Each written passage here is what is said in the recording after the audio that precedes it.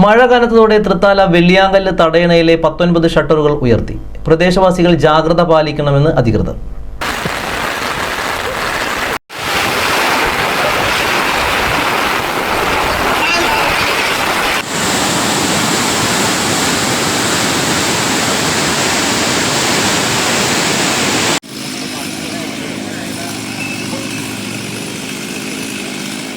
തൃത്താല ഞാങ്ങാട്ടിരിയിൽ പാതയോരത്തെ മരം കടപുഴകി നിർത്തിയിട്ട വാഹനത്തിന് മുകളിലേക്ക് വീണു.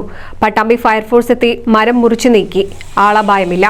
പട്ടാമ്പി കൊടുമുണ്ട തീരദേശം റോഡിൽ കല്ലറപ്പുള്ളിക്ക് സമീപം മരക്കൊമ്പ് ഇലക്ട്രിക് ലൈനിലേക്ക് പൊട്ടി വീണു. ഇലക്ട്രിക് ലൈനും തകർന്നു വീണു. ഞായറാഴ്ച രാത്രിയാണ് അപകടമുണ്ടായത്. പാതയിലൂടെയുള്ള ഗതാഗതം മണിക്കൂറുകളോളം തടസ്സപ്പെട്ടു. കപ്പൂർ പഞ്ചായത്തിലെ പറക്കുളം കുടുംബാരോഗ്യ കേന്ദ്രത്തിന് സമീപം വൈദ്യുതി ലൈനിലേക്ക് മരക്കൊമ്പ് പൊട്ടി വീണ് തീ പടർന്നു. ഉടനെ വൈദ്യുതി ബന്ധം വിച്ഛേദിച്ചതോടെ അപകടം ഒഴിവായി. രാത്രി 10:30യോടെയായിരുന്നു തീ പടർന്നത്.